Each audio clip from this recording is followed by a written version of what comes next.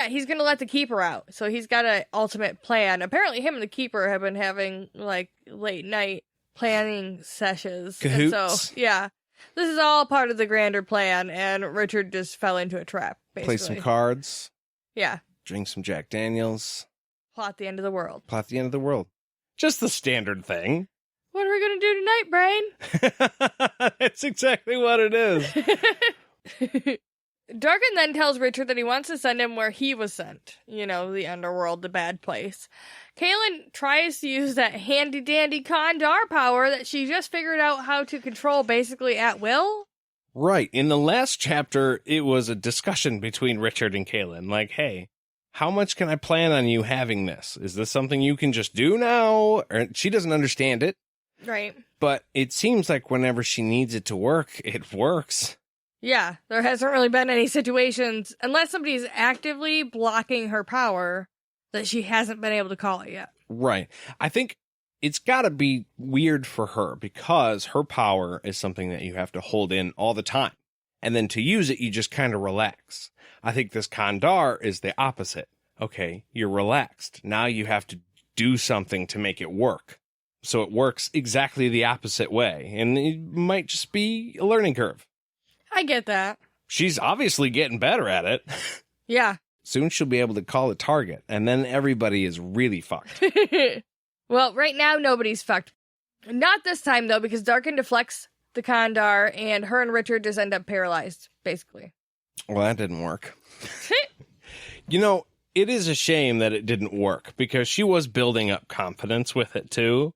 Like, I got this. He's not planning on fucking lightning. And then, you know, it goes bad, and it's just got to be maddening, because that was your ace in the hole.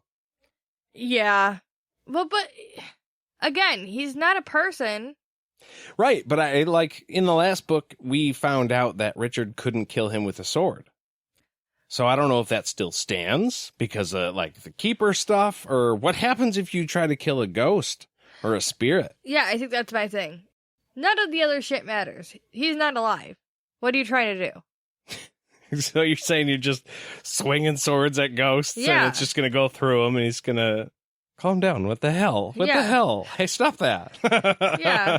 Just everybody take a deep breath. Try and have a conversation, because that's really your only option at this point. Yeah, he's a dick and he's probably going to do some bad stuff here, but you can't throw lightning at a ghost. It doesn't work. I mean, have you tried? If I had seen a ghost and I had lightning, I would have. Yeah, that's fair. That's fair. So I guess I'm come full circle. Never mind. Fully get it. Throw what you got. Darkin ends up with a hand to Richard's chest, and he cooks that shit, saying that he is now marked for the Keeper, and Richard falls to the ground. End of the books. Now, yeah. By cooks that shit, he burns a hand onto his chest, right? It says Richard screams because, I mean, obviously. Yeah. So, after that, is it a magic burn or are we talking cooked here? I guess that was my question. No, I think Darkin's hand turned into like a George Foreman for a second. So he branded him. Oh, Blackened okay. and bleeding. That's how far it went. So. Well, this has been fun, Dad. It was good to see you. But he falls down, and he's obviously trying to protect his chest, which now has a big, giant open wound. I mean, hand size. I get little burns on my hands sometimes, and those hurt bad enough. A big, like, the size of a hand. Big. Yes. I mean, it's not forearm length that the two guys got at the Palace of the Prophets, but still, hand-sized burn is pretty bad. Well, on your chest, too. Any injury on your chest kind of sucks, because you don't realize how much you move your chest until... Yeah, oh, yeah. Well, I have a chest tattoo. I remember that hurt like hell after I got that. Yeah. I still think what Richard just got was way worse than that. I mean, yeah. Yeah. But he's on the ground. Kaylin assumes he's dead. Dead. And she begs Darkin to kill her too. And he He's not into the idea. He wants her to stay alive and suffer longer because he's an asshole. Yep. And also deciding to keep Richard alive, too, because, well, why not? Let's keep this party going. I lost horribly in the last book, so now this book, I'm just going to fuck with you with all my new underworld powers. Dance, puppet, dance. But it's like the classic villain mistake here. I feel like every time a villain is like, I'm going to kill you. I'm going to chop off your head. I'm going to do this really quick murder. Then they're like, oh, you know what? Actually, never mind. I'm going to leave you just on the cusp of dying. Just with enough chance to not die. And then I'm going to leave. And not follow it through. Oh my gosh, it's Dr. Evil with his son Scott. He's like, no, we're going to throw him in the tank of sharks with one inept guard. And his son's like, no, dude, just shoot him and get it over with. And he won't do it. Yeah. It's Dr. Darkin. And instead of like doing the pinky thing to his mouth, he just does the pinky thing and then he touches his eyebrows with it. Yeah, I forgot.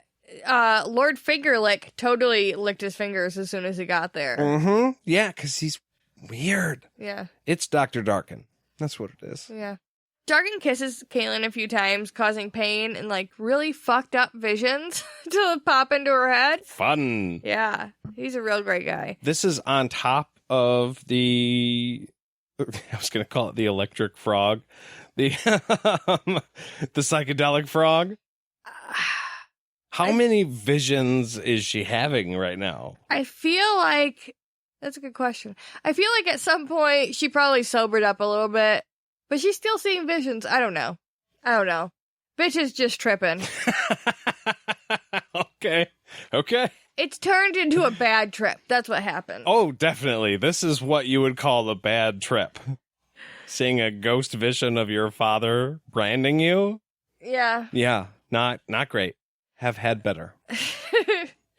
Well, Kaylin then has to deal with Darkin once again telling her the plan. Like, hey, I'm gonna tear the veil and let the Keeper escape. Don't catch me. Ha ha ha. Second villain mistake. Let's keep the hero alive and then continue to keep talking while said hero is alive. Yeah. And then he glides through the door of the spirit house. Pieces out. Yeah. So, like, he leaves the spirit house through the door. This is a conversation Jade and I had just before recording this. We were confused because she goes, well, he leaves out the door. He doesn't just fade to black. So what does that mean for him? And we both take that to mean that he is still in the world of life.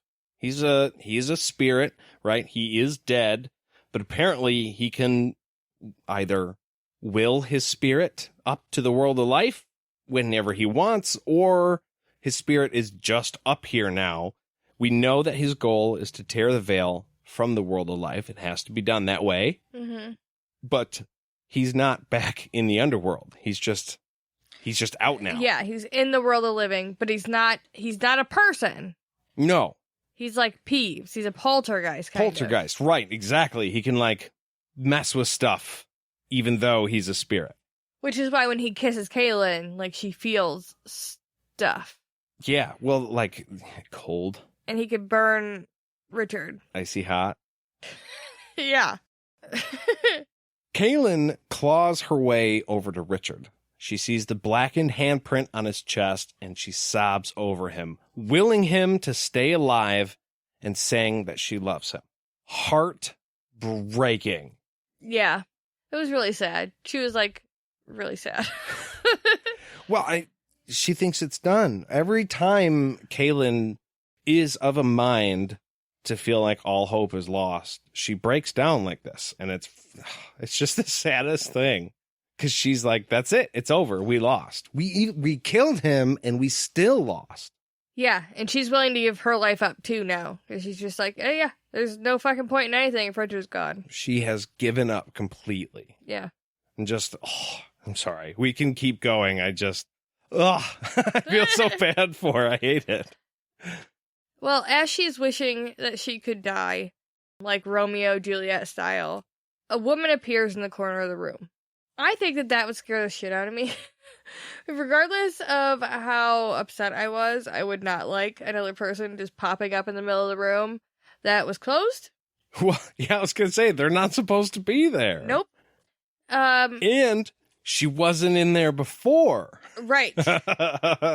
So, before we meet this mystery lady, I would like to take a break and absorb everything that's happened.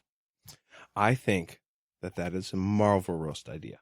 Oh, really? What was that? You sounded a little bit like you just tripped over your words. Okay, I might have just a little bit. I said, I think that would be a Marvel roast idea. Oh. Marvel roast being the beer that we are drinking tonight. See how I did that? Oh, that was a good one. Fuck. Okay, so this one is from Founders Brewing. Again, I think it was last week we had a Founders beer too. This is an Imperial Golden Ale with coffee, cocoa nibs, vanilla, and milk sugar added. So, well, how can I describe this? It's clear. You can see right through it. When you open the top off of the beer, you can smell chocolate. And, like, it's very chocolate forward, too. But it's not like... How am I trying to explain this? A lot of coffee beer is like unflavored coffee. This is like your morning coffee with your creamer and all the shit you like to put in it because it tastes good. It's like that mixed with beer.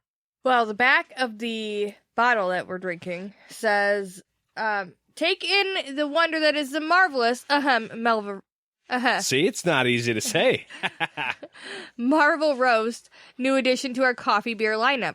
We started with a Imperial Golden Ale, brewed it with coffee, vanilla, and cocoa nibs. But it doesn't end there, folks. Milk sugar added during the brewing process lends a smooth and sweet finish. A delicious treat reminiscent of your favorite iced coffee drink. And I think that's a really good, it tastes a lot like iced coffee. I like it. Yeah. It's 8%. I also saw people say that the taste changes as it gets warm, and I agree with that. But I like it, and I'm happy I'm drinking it, so I'm going to get another one. We'll be back right after this.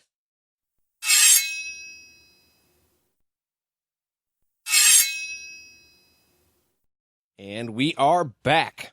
And surprise, it's Denna, the Mord Sith that Richard had the, I don't want to say pleasure to get to know in the last book.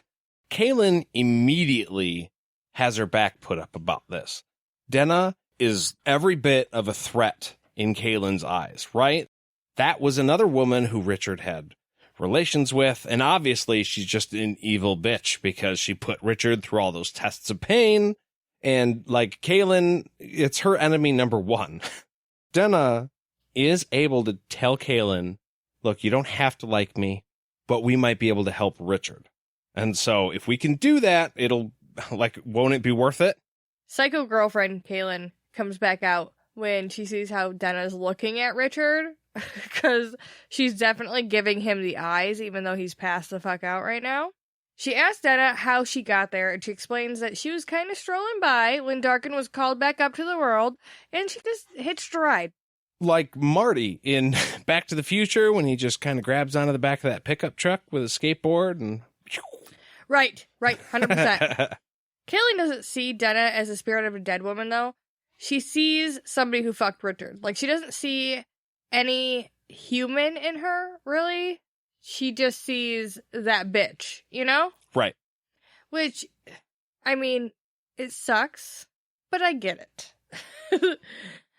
I try not to let my emotions cause me to forget that people are human, but sometimes you go there without realizing that you've gone there, you know? Yeah. Kaylin is having a hard time not trying to kill Denna a second time, even though she knows that she's trying to save Richard, though. Yeah, well, I mean, she's on the same team right now. Even if you don't like her, what's more important, your dislike of this person or making sure Richard stays alive? Because I'm guessing probably Richard. Yeah, that should be top priority, but Kaylin, although we've decided that she's, 27? 27. She, maybe because of her lack of ability to connect to males in, a emotional way, she's acting like a teenager, like a young girl who's infatuated with somebody who's like, how dare you? Fuck that girl. You know what I mean? Yeah, okay. I see where you're coming from. Not like, we're adults. You may have had relationships in the past, but I'm